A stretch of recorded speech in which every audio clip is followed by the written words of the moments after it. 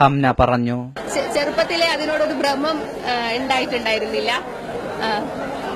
എന്നുവെച്ചാൽ ആഭരണം എന്നുള്ളത് അലങ്കാരത്തിനപ്പുറത്തേക്ക് ആർഭാടാവുന്നത് ആഗ്രഹിച്ചിരുന്നില്ല. അങ്ങനെയാണ് വളർന്നപ്പോഴും ആ ആഗ്രഹത്തിന് മാറ്റമുണ്ടായിരുന്നില്ല.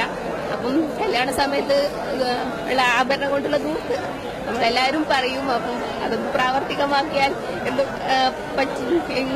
പ്രാവർത്തികമാക്കിയാലോ എന്നുള്ള ഒരാലോചനയിൽ അങ്ങനെ സംഭവിച്ചു. ഭർത്താവിന്റെ വീട്ടുകാര് അവർക്കും ഇങ്ങനെ താല്പര്യം, ഈ ഒരു ആശയം മുന്നോട്ട് വെക്കുന്ന ആൾക്കാരാണ്. അപ്പൊ അതുകൊണ്ട് തന്നെ അത് ഞങ്ങൾ രണ്ടുപേരുടെയും സന്തോഷത്തോടുകൂടെ ഇങ്ങനൊരു തീരുമാനം എടുക്കാൻ സാധിച്ചു. മഹറായി തന്ന സ്വർണ്ണാഭരണങ്ങൾ മാത്രമായിട്ടുള്ളൂ, ആഭരണങ്ങളായിട്ട് കുറിച്ചുണ്ട്. അല്ലാതെ സ്വർണ്ണാഭരണങ്ങൾ മഹറായി തന്നത് മാത്രമേ അണിഞ്ഞിട്ടുള്ളൂ.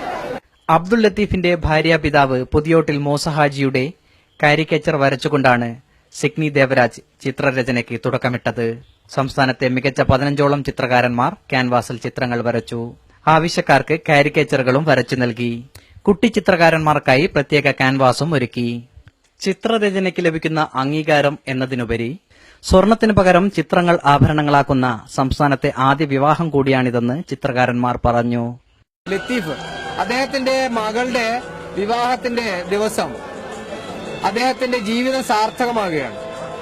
താൻ നേടിയ ഏറ്റവും വലിയ ഔന്നത്യമായിട്ട് അദ്ദേഹം കരുതുന്നത് തനിക്ക് ഏറ്റവും തന്റെ ജനതയ്ക്ക്, തന്റെ നാടിന് ഏറ്റവും സന്തോഷം പകരുന്ന മുഹൂർത്തം സൃഷ്ടിക്കുക എന്നുള്ളതാണ്. കേരളത്തിലെ അറിയപ്പെടുന്ന ചിത്രകാരന്മാർ, കോഴിക്കോട് ജില്ലയിലെ ഏതാണ്ട് എല്ലാ നല്ല ചിത്രകാരന്മാരുടെയും ഒരു സംഗമവേദിയായി ഇന്നത്തെ ഈ ധന്യമുഹൂർത്തം ഇവിടെ അരങ്ങേറിയിരിക്കുകയാണ്.